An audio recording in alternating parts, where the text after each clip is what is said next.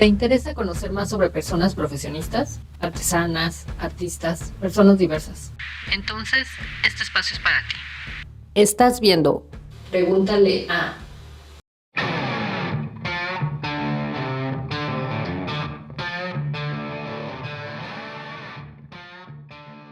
¿Qué es el sonido que se percibe en la cabina cuando ya estás arriba? Para los que no han volado, cuando el avión despega, obviamente cambia la presión del aire.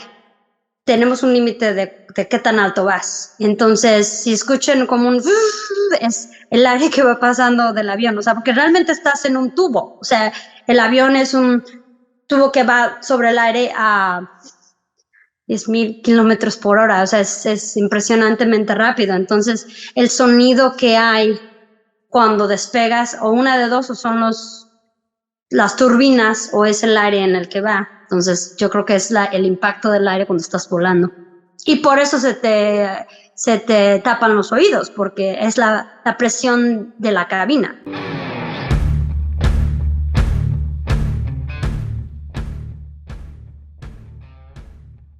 ¿Qué tanto baja la temperatura a 10,000 metros de altura? Eso es una pregunta muy importante. De hecho, te lo dicen eso en la escuela de sobrecargo. O sea, creo que vas a -3 o -2, o sea, baja completamente arriba de los 10,000 pies. Depende de qué tan largo sea y de qué tan alto. Un avión, depende del avión, pero normalmente un avión de vuelos comerciales, llega hasta arriba de 36,000 pies. Entonces, yo no has hablado de los 10,000 pies, se le llama el climbing, cuando vas despegas y sigues haciendo el climbing, arriba, ya que llegas entre 22 a 36,000 pies, es el cruising altitude, o sea, es la distancia donde el avión llega y se paraliza, pues, o sea, se estabiliza para seguir la ruta del vuelo. Entonces eso le llama de cruising altitude, o sea, la distancia que ya llega hasta entre 25,000 a 36,000.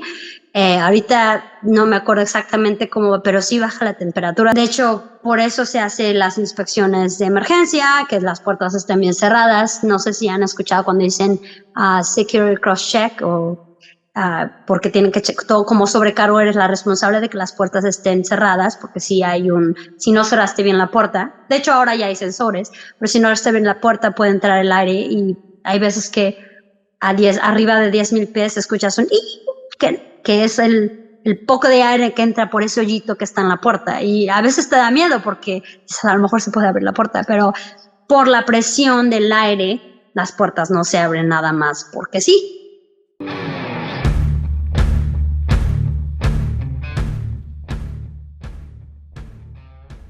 Te dan cursos sobre el maquillaje y el parte. Bueno, depende. Hay aerolíneas, por ejemplo, Delta Airlines, que es súper estricto. Cuando yo empecé a trabajar con ellos, sí te dicen cómo te puedes maquillar, la forma más rápida, la forma más profesional. Y el punto de todo de eso es que todas se vean igual. Por ejemplo, ahora las reglas han cambiado un poco, pero cuando yo entré, el pelo no puede estar suelto, por ejemplo. Te dicen que necesitas si tu pelo está así abajo del hombro, te lo tienes que hacer en un chongo. Y regreso a lo mismo, es por seguridad, porque cuando estás en el jumpsuit con el cinturón, debes ser capaz de quitarte el cinturón y salir si tienes que evacuar sin que se te atore el pelo. Entonces, por eso las sobrecargos no siempre traían un chongo, no sé si se han dado cuenta, o el sombrerito, ¿no? Pero en México lo hacen todavía. Aquí ya lo dejan ser, ya no te lo exigen tanto como antes, pero así de hecho o sea, te dan como un formato a seguir.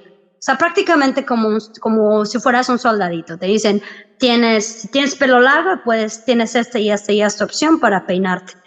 No te enseñan obviamente a peinarte, pero te dicen, puedes tener un chongo, puedes tener una colita, puedes tener una trencita, pero tu cabello no puede estar suelto.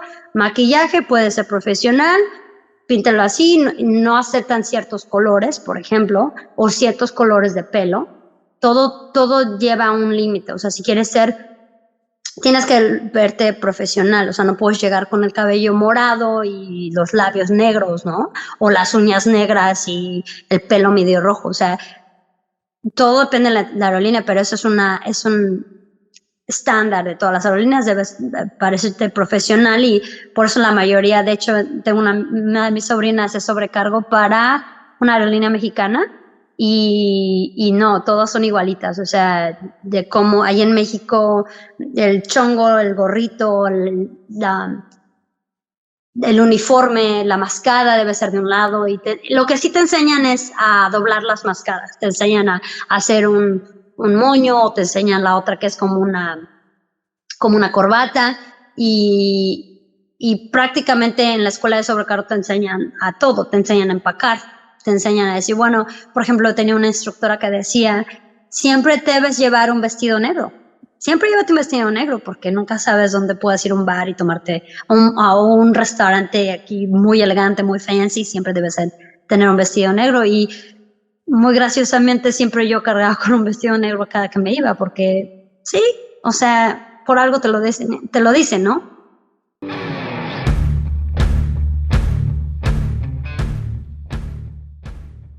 Maquillaje es parte del uniforme, sí, de hecho sí.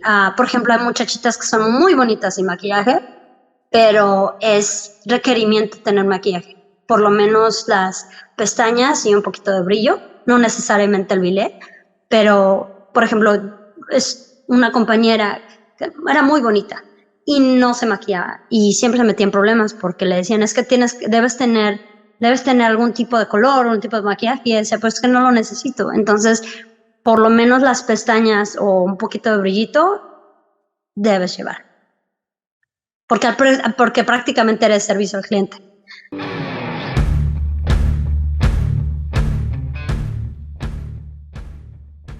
Es incómodo usar zapatillas en una emergencia. Efectivamente, o sea, de hecho, todavía cuando yo estaba trabajando como supervisora para sobrecargos, yo siempre advocaba que tanto las zapatillas como las medias, pues también era una como emergency hazard, ¿no? O sea, siempre, por ejemplo, las medias, si hay fuego y se pueden pegar a la piel y sale peor, ¿no? Entonces, las zapatillas te dan cierto tipo de zapatillas, también te controlan qué tan altas las zapatillas hay. Cuando tú vas al aeropuerto y vas a una sobrecarga con un zapatillón así, no. Eso, de hecho, está en contra de los manuales de sobrecargo. Debe de ser de 3 a 4 pulgadas, que son más o menos así.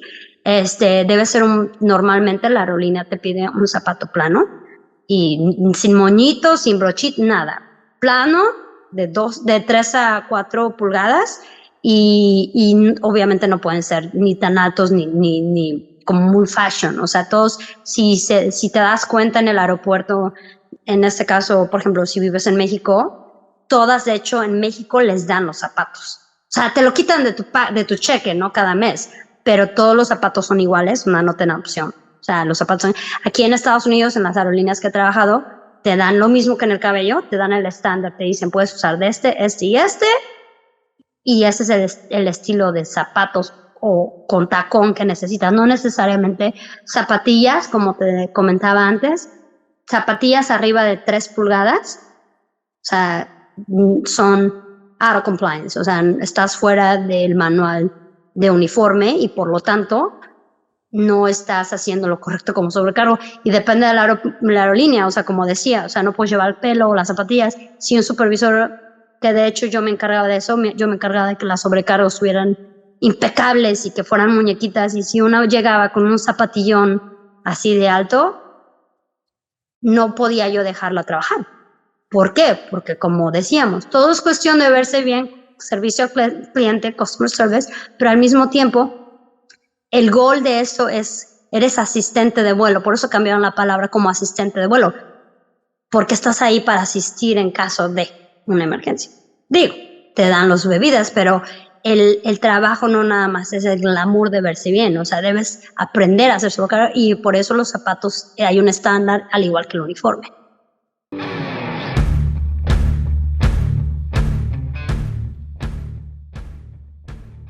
¿Te ha tocado alguna emergencia en un vuelo? Uf, me tocaron muchas.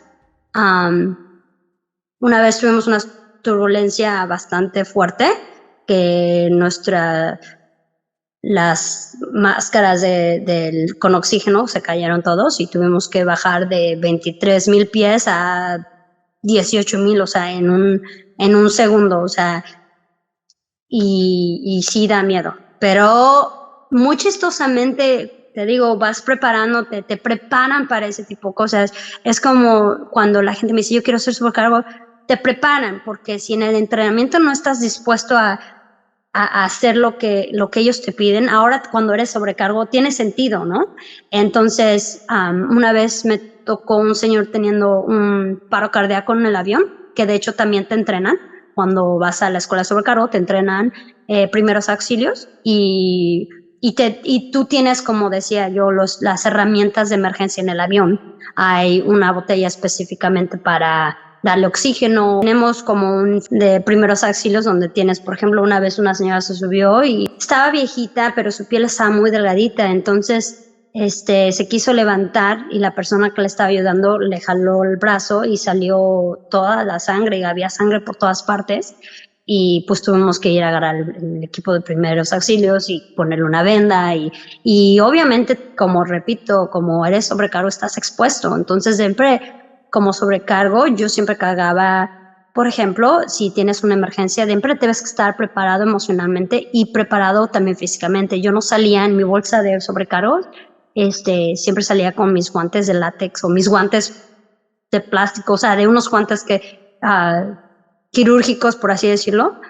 Si alguien tenía sangre, antes de asistir, tienes que protegerte tú primero. Por eso cuando de las máscaras dice, cuando la máscara cae, póntela tú primero y después asiste a otros. Así con sobrecargos te lo enseñan. Si estás en una emergencia, porque pasa, protégete tú primero y después asiste a otros. Y siempre cargaba yo con guantes y siempre acababa yo con Big Vaporru, porque si tú tienes a alguien que está enfermo en su vuelo y vomita o hay algo que no huele bien, pues te tira como sobrecargo, tú no puedes asistir porque pues yo no podía. Entonces, si alguien quiere ser sobrecargo, siempre carguen una cajita chiquita de Big Vaporru, porque nunca se sabe cuándo lo necesitas para que te lo pongas en la nariz y continúes con la emergencia que te puede pasar. Entonces sí, tuve una persona que le dio un paro cardíaco y gracias a Dios hicimos un aterrizaje de emergencia. Tuve la señora que salió, pues sí, sangrada por todas partes, muy desusamente, todo bien. Hicimos un arribo de emergencia a la ciudad de Charlotte y la sacaron.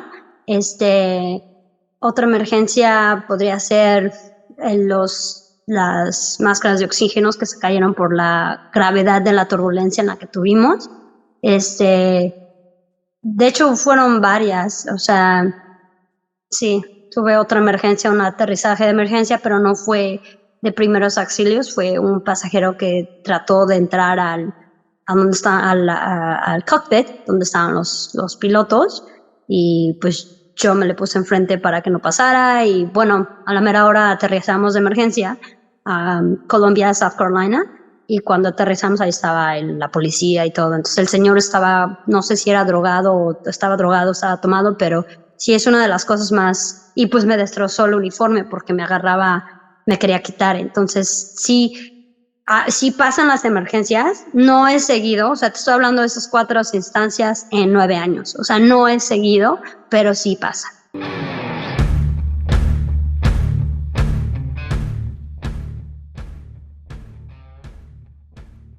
¿Reciben ustedes ayuda psicológica en caso de eventos traumáticos durante el vuelo? Sí, de hecho sí.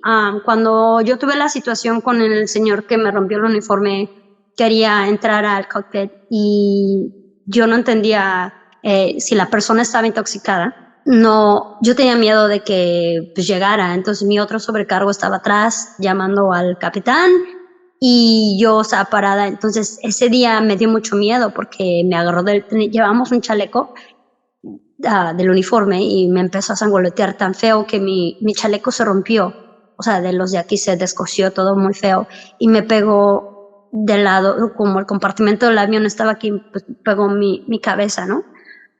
Pero siempre te dicen como sobrecargo, el punto es que nadie pasa, porque yo no sabía si iba a hijack el avión o qué iba a pasar. Bueno, cuando hicimos el aterrizaje de emergencia, pues hay muchas reglas, regreso a lo mismo, ¿no? Es un poco complejo porque cuando llegas a donde tienes que llegar, evacúan el avión para ver que no haya nada, en lo que investigan qué pasa, se llevan al señor, creo que lo arrestaron y yo ya no me dio miedo, o sea, dije, no, es que como, o sea, y la compañía de hecho me contactó, porque no puedes hablar cuando algo así pasa. Ahorita puedo hablar de eso porque ya han pasado fácilmente 7 años, yo creo que sí, como 7 años, pero cuando eso pasa, cuando firmas tu contrato, o sea, realmente tú no puedes hablar de cosas de esas cuando pasa, porque legalmente está sobre investigación. Entonces, ellos como empresa tienen la responsabilidad de conseguirte un apoyo psicológico. Y sí, fui a terapia por 2 semanas en lo que dije, no, estoy bien, ya, gracias. O sea, te ayudan a recuperar pues el balance emocional que perdiste, porque son situaciones peligrosas, ¿no? O sea, todo puede pasar en el aire. Entonces sí me ayudó y sí, la verdad la compañía con la que trabajaba me trató muy bien. Y me dieron la terapia y me dieron chance me dijeron, bueno, tómate unos días, pero yo no quise y seguí trabajando y todo bien.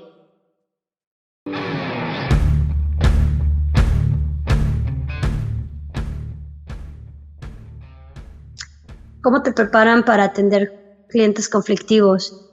Realmente no te preparan. Bueno, sí y no. O sea, te dan las bases de servicio al cliente, customer service. Y en una de mis últimas escuelas como sobrecargo aquí en Estados Unidos, usan muchos términos. Por ejemplo, hay un término que se llama LAST, que se escribe L-A-S-T, que es listen. Escucha al pasajero, apologize, discúlpate, lo siento, qué mala onda que le pasó, me duele mucho, qué pena, apologize, solve, resuelve esta situación, ¿sabe qué? No, lo siento que lo trataron mal, mira, le doy una bebida gratis, adelante, y thank, o sea, agradece, muchas gracias por por volar con nosotros, gracias por su día, no sé, etcétera, etcétera. Entonces, siempre te dicen, si trabajas cuando eres nueva, no entras así sola. Cuando eres nueva, siempre tienes a un senior flight attendant, una sobrecargo que ya tiene años, que se dedica, que de eso yo lo hacía después, se dedica a entrenar sobrecargos. Entonces, cuando eres nueva, nada más te dicen last, ¿no? Listen, apologize, thank. O sea, solve and thank, ¿no? O sea, escucha, discúlpate, resuélvelo y agradece. Ya con eso, ya. Entonces, inconscientemente se te va quedando pues esa regla, ¿no? De decir, bueno, una tras otra y llegas a la conclusión que es mantener a la persona calmada, en este caso el cliente.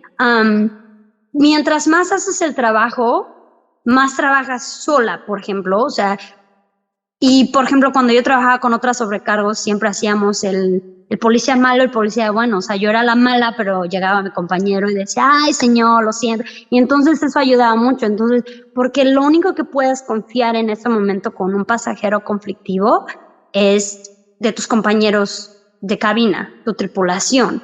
Por ejemplo, si estás todavía en la puerta de embarque, tú puedes decir, quiero hablar con el supervisor de puerta y esa persona saca al pasajero, como lo que pasó en el COVID, ¿no? Cuando pasó COVID-19, que se rozaban con el cubrebocas y todo eso, la sobrecargo tenía el poder de decir, ¿sabes qué? Te vas de mi vuelo. Pero cuando yo empecé a trabajar, siempre tenías que llamar al supervisor. Entonces, no te preparan para todo, como decía, te preparan para todo, pero no te dicen cómo hacerlo, nada más te preparan. Y yo creo que la experiencia te da la oportunidad de poder usar diferentes palabras o diferentes trucos para calmar a la gente y te dan herramientas. Por ejemplo, te dicen cuando empiezas tu vuelo, antes ya no, pero te daban cupones de bebida, o sea, podías agarrar un cupón porque pues todo está medido, qué vinos tomas, o sea, agarras y cuántos se tomaron, cuánta gente esperas. Entonces, para justificar que diste una bebida gratis, tienes que dar el cuponcito y ponerlo ahí. Entonces, todo está realmente traqueado, todo está, lo tienes que escribir. Entonces, realmente te preparan, pero eventualmente tú terminas usando tu sentido común y tu servicio al cliente.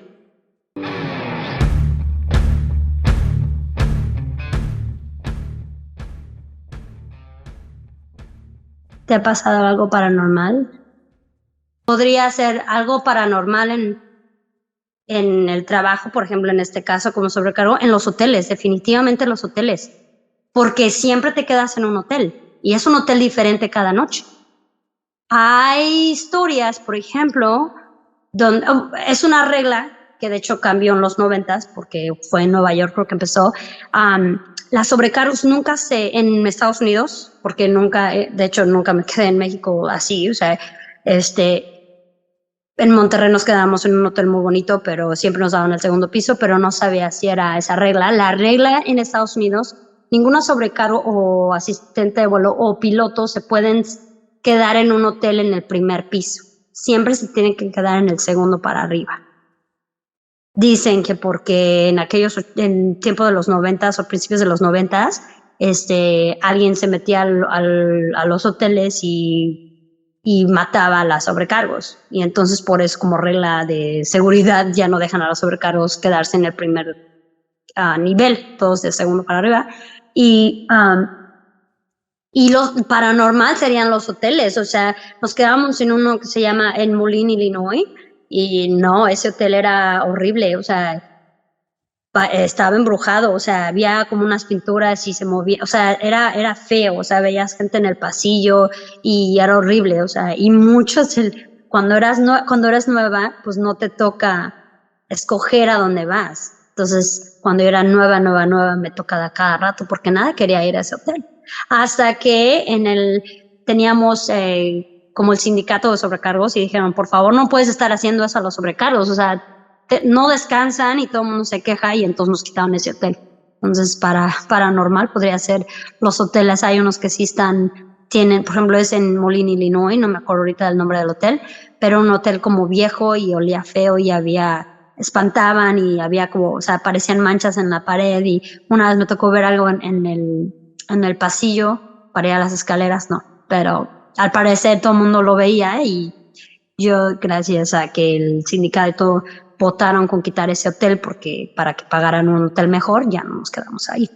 Pero eso podría ser mi única experiencia.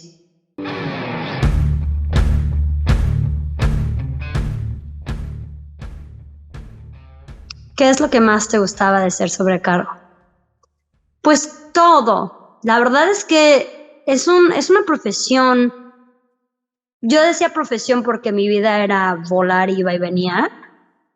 Como decía, puedes hablar con la gente que igual con un trabajo normal ni te imaginaba que existían, porque conoces a muchos lenguajes, mucho ambiente, cosas que yo nunca me imaginé, muchas razas, muchas religiones, que yo como mexicana, pues digo, te lo dicen en los libros, o estudié en la universidad y todo, pero no tenemos tanta diversidad, o sea, en cuestión religión, en cuestión color de piel, en cuestión...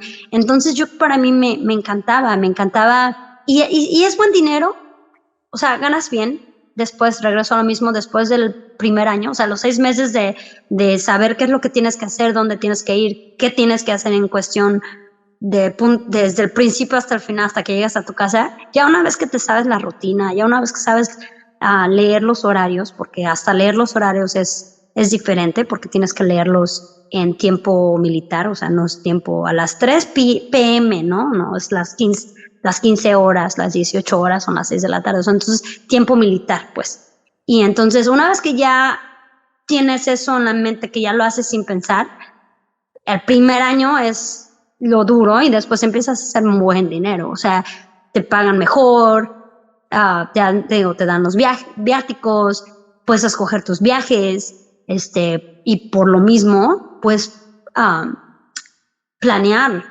Por ejemplo, cuando yo iba a Quebec City en Canadá, yo sabía que Cirque du Soleil iba a estar ahí y compré boletos y estaban ahí por trabajo, pero fui a ver a Cirque du Soleil, que estaba a 6 cuadras de donde yo me quedaba. Entonces, es emocionante. Tus compañeros de tribulación se convierten en tu familia, porque como sobrecargo, pues trabajas cualquier día. Puede ser tu cumpleaños, puede ser Navidad, puede ser Año Nuevo. Me pasó muchas veces Año Nuevo, Thanksgiving, Navidad o Christmas Day, Christmas Eve. Y realmente al principio regreso, o sea, no tienes días libres, o sea, tienes que, entonces la tripulación que está en el mismo bote, ¿no? En el mismo avión que tú, pues se convierte en tu familia. Y después de tantos años, yo todavía los veo como trabajo todavía en la industria de la aerolínea, o sea, de la industria aérea, todavía los veo y para mí son mi familia, porque es una conexión que no pierdes. ¿Por qué? Porque tanto yo dependo de mi tripulación para llegar a mi destino a salvo, como ellos dependen de mí. Entonces yo creo que la amistad, la conexión es lo mejor del trabajo y al final se hace buen dinero y es un trabajo muy divertido. Hice muchas cosas antes de volverme sobrecargo y yo creo que es uno de los trabajos más divertidos que he tenido y de los más emocionantes porque ningún vuelo es lo mismo, a pesar de que haces lo mismo cuando llegas, inspeccionas, ningún vuelo es lo mismo. No hay, o sea, lo repites, sí, pero todo es diferente. Entonces eso lo hace emocionante. Nunca sabes qué te va a tocar.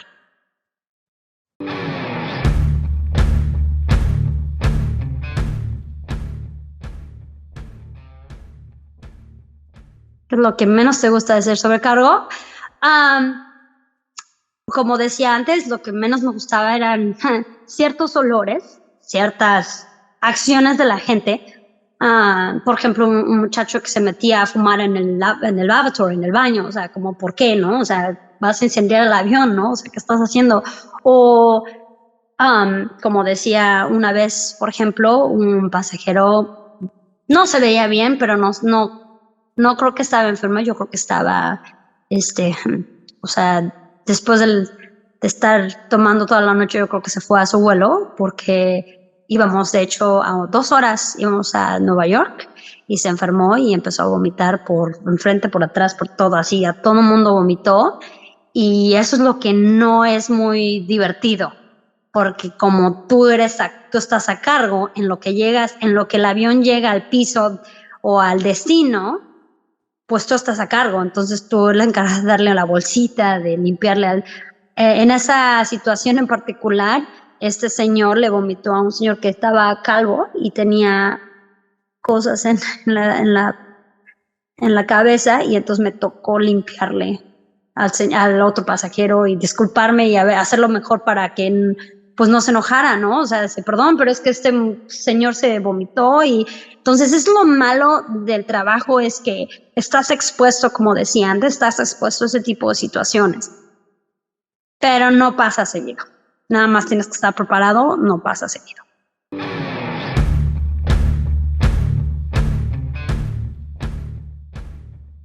¿Qué es lo más feo o penoso que te ha pasado en un vuelo? Penoso, mi piloto se peleó con el copiloto y se empezaron a pelear durante el viaje y entonces el copiloto me decía, es que él es un bruto, no sabe, nos va a matar. Porque cuando estás en la cabina, en el cockpit, se turnan los vuelos, o sea, el capitán vuela, despega, aterriza en vuelo y después al siguiente vuelo el copiloto despega y aterriza el vuelo. Entonces lo más penoso fue verlos pelearse, empujarse, pelearse casi a golpes y yo en medio como de entonces fue penoso porque estaban pasajeros, todos estábamos en la puerta y tuvimos el copiloto que era más junior, que tenía menos antigüedad, pues lo movieron, o sea, y fue penoso, pues están peleando frente de todos y diciéndose cosas. Entonces a mí personalmente no me pasó, pero me tocó estar en medio de los dos. O sea, me decía, ¿te vas conmigo o que te quiten ese viaje o te vas con él? Y yo, pues bueno, yo no sé, yo vengo a trabajar. Entonces sí pasa cuando los tripulantes no se llevan bien. Lo más feo es eso, o sea, cuando tienes que trabajar con alguien que no, ni le caes bien, ni te cae bien, o con alguien que es un tripulante malo, o sea, que se duerme en el trabajo, que no ayuda, que trata mal a la gente. Entonces eso es feo y hace tu viaje más largo de lo que debía ser. Entonces sí ha pasado, pero es lo que puedo pensar en más feo y más penoso, pues las peleas, ¿no? Y qué pena que te vean, que se supone que es la armonía y nosotros te vamos a llegar ahí y ves al copiloto peleándose a golpes con el capitán, como que sí, eso sí es muy penoso.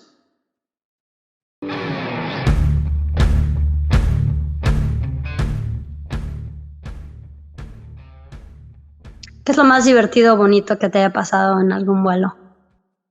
Bueno, divertido es cuando yo tomaba algunas rutas en el Derby de Kentucky y lo divertido era ver gente, o sea, por ejemplo, o en las rutas donde estaba, por ejemplo, me tocó estar en vuelos con celebridades, ¿no? Y, por ejemplo, que me saludara de mano y de beso George Clooney, y no siquiera soy su fan, pero el hecho de verlos así de wow, o um,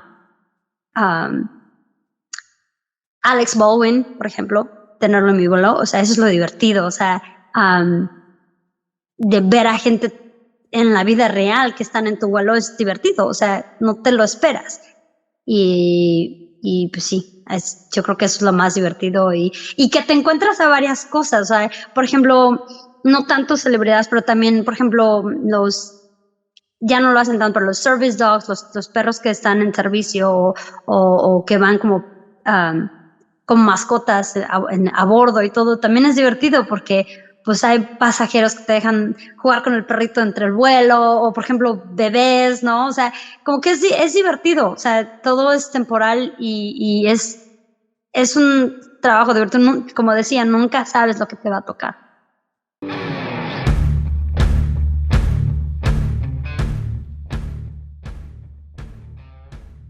¿Hacen vuelos de simulación para practicar sus vuelos? No hacen vuelos de simulación. Sin embargo, cuando te entrenan a hacer sobrecargo, siempre en cualquier aerolínea en la que empiezas, siempre tienen como un demo, ¿no? Un avión de demostración. Y te enseñan desde cómo, mira, este es el avión, este es el asiento, y ahí es donde te entrenan a hacer los comandos, o sea, a sentarte, porque no nada más te sientas así, o sea, te enseñan a sentarte en el jump seat, te enseñan a abrir las puertas de evacuación, te enseñan a caminar en las alas del avión. Entonces siempre tienen un avión de demostración donde te entrenan. Realmente todo es pretensión, o sea, pretendes que están en el avión y te dicen, bueno, ¿y ahora cómo te sientes? El avión, o sea, el instructor te dice, vaya, vienes al avión y ya el avión va a despegar, ¿qué haces? Pues tienes que ponerte en el brace position, ¿no? O sea, pones tus manos abajo de las piernas y derechita y vamos. Entonces te entrenan en un avión de demostración.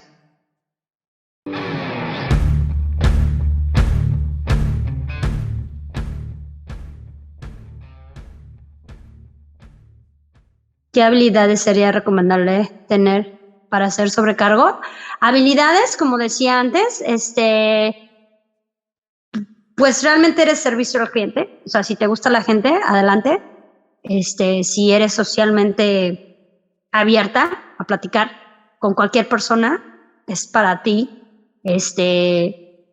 Si estás dispuesto a seguir reglas, porque realmente se siguen reglas para todo y siempre hay una razón. Si estás dispuesto y si eres bueno siguiendo reglas y entender por qué las reglas existen, el trabajo es para ti. Realmente eso es lo que... Y obviamente en México, por ejemplo, te lo pide necesariamente el idioma. Aquí en Estados Unidos, te pagan más si hablas otro idioma. Entonces no es como set in stone, o sea, no es parte del trabajo aquí en Estados Unidos que dice, bueno, debes hablar otro idioma, pero sí ayuda mucho. O sea, te ayuda para tener mejores rutas, te ayuda para tener mejor sueldo y en México te ayuda para prácticamente tener trabajo, porque así como yo lo sé, no te dan el trabajo si no tienes cierto nivel de inglés.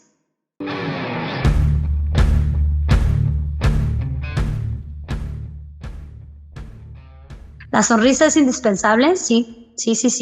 De hecho, te dicen, aunque te estés muriendo de hambre, aunque tengas que ir al baño, Por eso viene el de Smiling Wave, ¿no? O sea, sonríe y pretende que estás bien porque es parte del trabajo. Y como todo servicio al cliente, ¿no? O sea, tienes que estar feliz pero bueno, si te gusta el trabajo y hay veces que nada más de pensar me dan ganas de sonreír porque si te gusta el trabajo sonríes y lo disfrutas. Entonces, realmente sí es indispensable, pero si te gusta el trabajo lo haces sin pensar.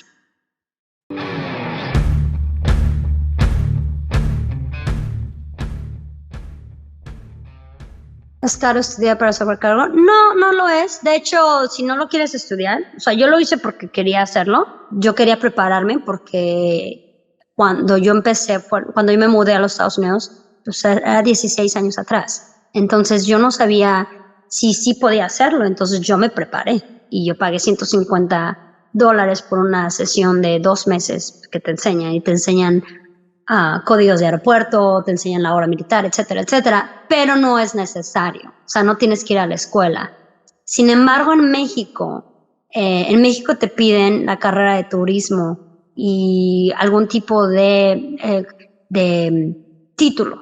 Entonces, sí, obviamente, sí, no necesariamente para ser sobrecargo, pero te piden el título. Entonces, para ser sobrecargo, cualquiera puede ir al entrenamiento. No tienes que ir a una escuela en específico. De hecho, si vas a la escuela, por ejemplo, yo me gradué en la UNAM en el 2005 y estudié completamente lo opuesto a lo que terminé haciendo y yo me preparé nada más porque quería saber si era para mí. Pero tengo compañeras donde ni terminaron la carrera, ni fueron a la escuela donde yo fui y se quedaron, hicieron el entrenamiento y hasta ahora son sobrecargos. Entonces, no necesariamente tienes que ir a la escuela para ser sobrecargo. Y entonces, por lo tanto, si te contrata la compañía es responsable de entrenarte al trabajo y te pagan. Entonces, realmente no es caro porque si te contratan, la compañía te entrena y entonces no sale de tu bolsa. O sea, no cuesta nada. Nada más es el cuestión de que seas seleccionada y que tengas el trabajo.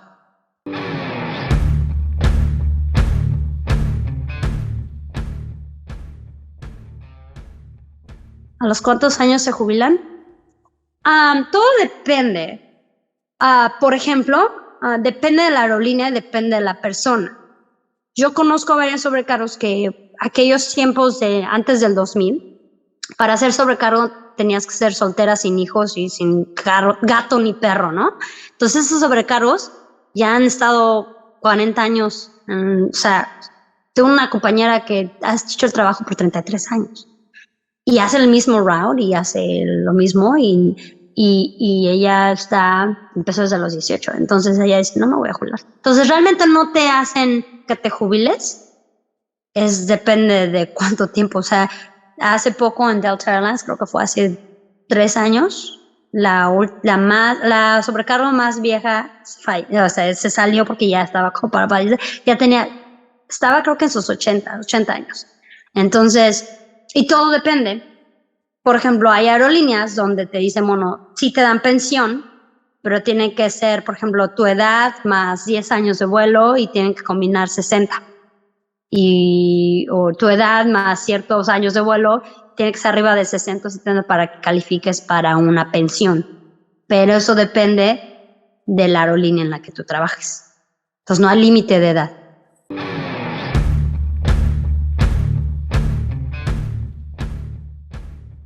Consejo a las personas interesadas para hacer sobrecargos. Mi consejo es no se rindan, porque a lo mejor no te escogen la primera vez.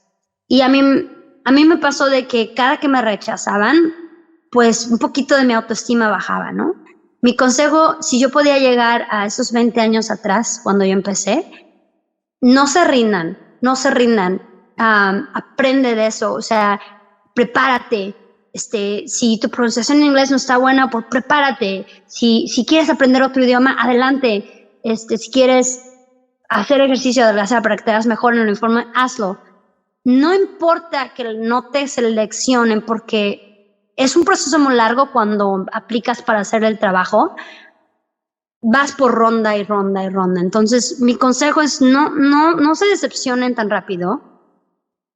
Soy muy cliché, ¿no? Pero si es un trabajo que ustedes quieren, síganlo. No importa que alguien te diga, ay, estás muy chaparrita, o ay, es que, no sé, hablas chistoso el inglés, o porque siempre va a haber algo. Recuerden que los que seleccionan para sobrecargos quieren lo mejor de lo mejor. Entonces la pregunta aquí es, ¿tú eres lo mejor de lo mejor? Si lo eres, hazlo.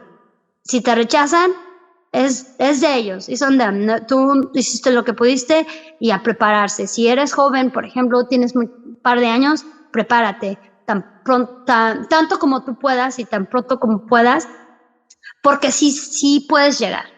Sí va a costar trabajo porque regreso al mismo, son muy selectivos y más en México hay muchas diferencias, pero a lo mejor el primero te rechaza, pero el segundo te lo da. Y en entrenamiento de sobrecargo es muy divertido, muy divertido. Yo, por ejemplo, tengo compañeras desde hace ya 15 años, ¿no? Que me llevé muy bien y que nos seguimos tomando fotos y que seguimos recordando cosas. Entonces, es muy divertido. Debes estar emocionalmente de acuerdo a lo que vas a renunciar, pero todo es temporal. Como decía, sobrecargos no tienen, por ejemplo, días festivos, porque todo el mundo vuela al día festivo. Entonces, si estás dispuesto a renunciar temporalmente a esos días festivos, a ver a tu mamá todos los días o a vivir de la maleta, que realmente es eso, vives de una maleta por lo menos una semana. Entonces, si estás de acuerdo con eso, disfrútalo, trata, no te rindas y todo es un aprendizaje. Entonces, y no hay, incluso aquí en Estados Unidos, por ejemplo, no hay un límite de edad. Aunque digas, no, ya estoy muy vieja, no, ya mis hijos están muy grandes, puedo decirlo por aquí, o sea, aquí en Estados Unidos ese no es un límite. Entonces, sigue los sueños, alcánzalos porque sí se puede, cuesta trabajo, pero sí se puede, no se rindan, que su autoestima sea arriba, al contrario, que no te seleccionen la primera o la segunda vez, que te ayude a decir, bueno, ahora me vuelvo más fuerte y voy a llegar más arriba, porque sí es una selección difícil, pero no se rinda.